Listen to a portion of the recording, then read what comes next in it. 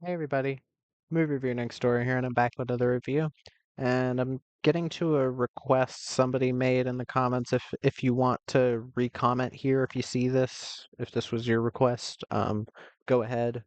I didn't ask beforehand, but I was requested to review 3 Days to Kill, which I just happened to have a copy of because it was cheap somewhere.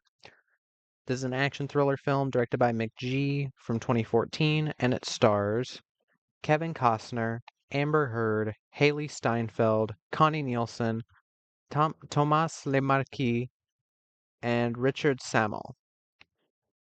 Oh, and Eric Abouane.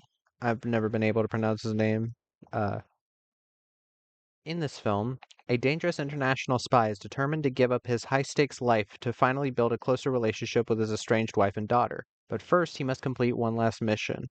Even if it means juggling the two toughest assignments yet, hunting down the world's most ruthless terrorist and looking after his teenage daughter for the first time in 10 years while his wife is out of town. So, what did I think of 3 Days to Kill? Um, I didn't hate it, but I also didn't love it. I like this premise, and there are a couple strong things about it, but overall, I think it's just kind of a middling, just it's watchable. I would never watch it again, but and some people might just enjoy this more than me, but I didn't like how surface level it was on a lot of things. But also, before I go further, I unintentionally watched the unrated cut. I didn't even know this had an unrated cut on here, and it's like 5 minutes longer, so I don't know what type of footage is in this, other than there was a bit where there's like visible there's like somebody's boobs show for kind of an extended amount, which I was like, wait, what?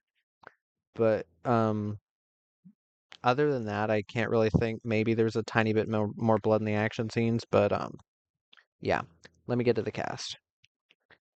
Kevin Costner plays Ethan Renner. He's a CIA agent who's trying to give up the life because he's terminally ill. He has a glioblastoma, and he's working for this other person to possibly get this cure that could help him live longer. Kevin Costner is an actor that I'm kind of two minds about. I think he's really good in certain movies and not that good in others. I really liked him in The Untouchables. Um, The Bodyguard, he's kind of so-so. Bull Durham, he's really good in, filmed in my state and takes place in my state. The Highwayman, I remember being pretty good. Him being good in it too. No Way Out, Mr. Brooks, I think is his best performance. Fantastic horror film. Um, what else have I seen of his? Criminal was fine. Revenge, his acting was fine, but he's very up and down. Um, Here, I do think he gives a good performance, and he's one of the best things about the film. I think I buy him as this like near retired CIA agent. He looks the part and he fits the part. Amber Heard plays Vivi DeLay, who was the CIA agent tasked with killing a drug lord. Uh, she's kind of helping him, kind of not. She's one of those characters where you're supposed to think like, oh, where are her allegiances? Amber Heard, many people know because of the Johnny Depp case.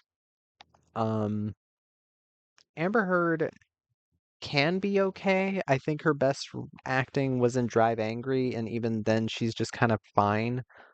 Um, she's she's pretty, but in this role here, I don't buy her as a CIA agent, like at all. Haley Steinfeld plays Zoe Renner, the daughter of Ethan.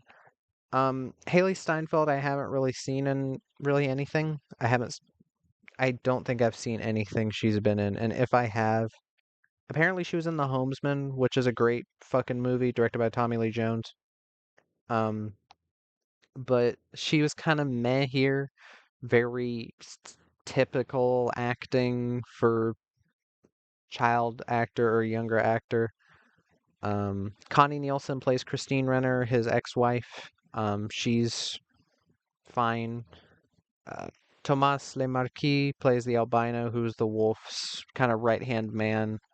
Um, I've seen him in the only other film I've seen him in was one called Waiting for Anya, which I thought he was fine in. He didn't really do a lot in it, but I liked that film. About um, well, it takes place during World War II. He's okay here, I guess. And Richard Samuel is the wolf. He's barely a character. And Eric Abouani plays Jules. Eric Abouani is an actor that just looking at him, you'd recognize him. He's been in many Brian De Palma films. Um, he was in Femme Fatale. He was in Domino. He was in where are the other ones? He's been in at least like I think three Brian De Palma films, but he shows up in a lot of things. He was in Kingdom of Heaven, but he does a good job as this guy who's squatting in our main character's apartment. Uh, I wish they would have done more with that. And one of my main issues with this film, it is trying to do a lot of different things within the narrative, but it doesn't go in depth on really anything. Like you have him racing against time to get this cure and kill this guy so that he can get a cure for his glioblastoma. You have him trying to reconnect with his wife. You have him and this family that he has squatting in his apartment. You have him trying to get on good terms with his daughter again. And you have him dealing with said glioblastoma, giving him like hallucinations and him not being able to properly carry out his work. And it feels like they've overstuffed the plot with but also haven't really gone in depth on anything. Nothing feels fleshed out. His relationship with his wife, the most we get is her looking back up at him, and then the next time we see her in the movie, they sleep together. So very surface level. Him and his daughter. Excuse me. Him and his daughter, it's mostly just um I it's mostly just uh oh, that's what I did back then. Oh, this is what I did back before you left. Oh, this is me. Purple was my favorite color when I was 7. Very stereotypical dialogue, and then he saves her from getting attacked at a club, and then they start to bond more from there, which is like. Also, she doesn't suspect that he's a CIA agent or anything, or that he's something is up with him other than being in sales. Even after he like kung fu's the shit out of these guys in the bathroom who were trying to like I guess assault her. That's what they're implying. It takes her seeing him shooting at them in the very end for her to think this. So she's an idiot. The family in squatting in the house could have been a really interesting thing, but again, the most that happens is characters are uh like asking him about what he does, and it's just again wasted. And this film is written by Luc Besson, who again directed my favorite movie, Leon. He also wrote that film. And I know that he can be a very strong writer. He also wrote Taken, The Transporter, both very strong action movies. Um, Frickin' uh, he wrote District B12, B13.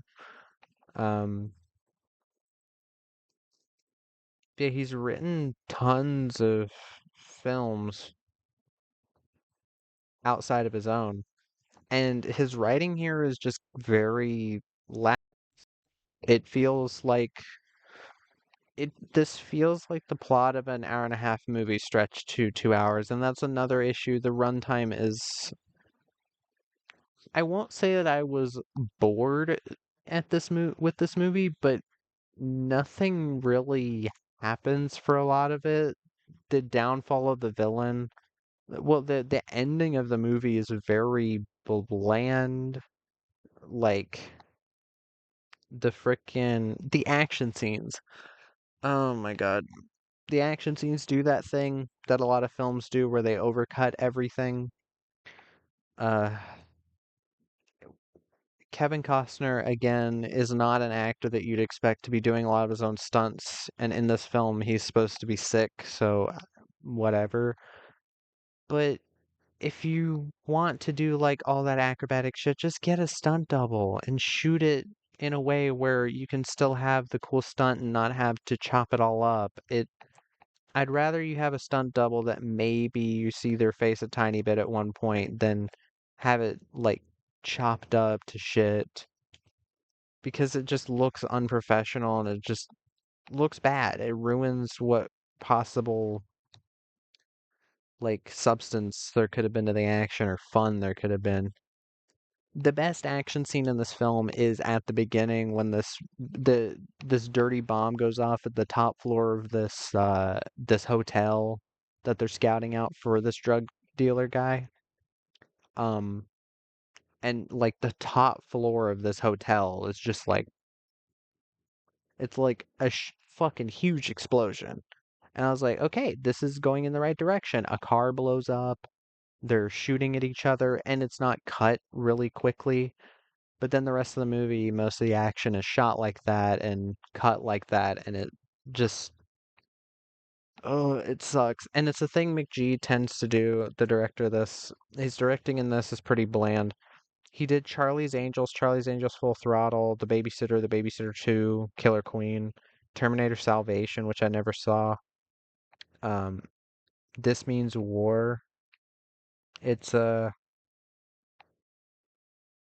yeah, it's McGee's direction is not great. I remember enjoying Charlie's Angels as a kid, but I have never seen it since. Have not seen it since. But yeah, well, that sucks. Um,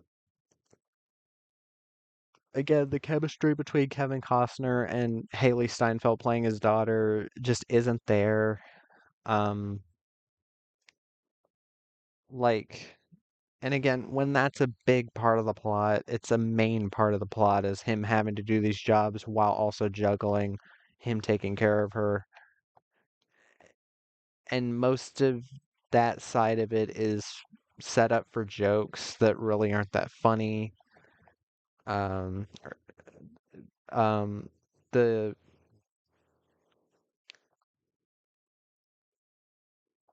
it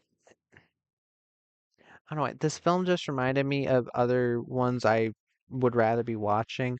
There's also there's another Haley Steinfeld movie that kind of has a similar plot to this called Term Life. Yeah. If Nick Barrow can stay alive for 21 days, yeah, takes out $1 million life insurance policy on himself, and he has to stay alive until it goes out so his family will be happy or something, or will be able to pay their shit. Very similar seeming concept. I've never seen it though, but like, just so much of this movie just reminded me of better movies, and like, I'll give it one thing. I'll give it a few things. Again, Kevin Costner is good in the movie. He does a good job. I buy him as this character, even if some of the action scenes are garbage. The musical score from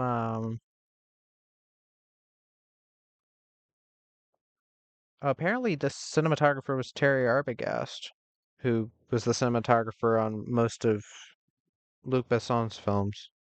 That's crazy. The cinematography was quite all right. The film looks good. It had like a 24 million budget, which isn't super high. Um, Guillaume Roussel did the score. He also did the score for The Three Musketeers, D'Artagnan and Milady, um, Lift with Kevin Hart, Expendables 4, weird.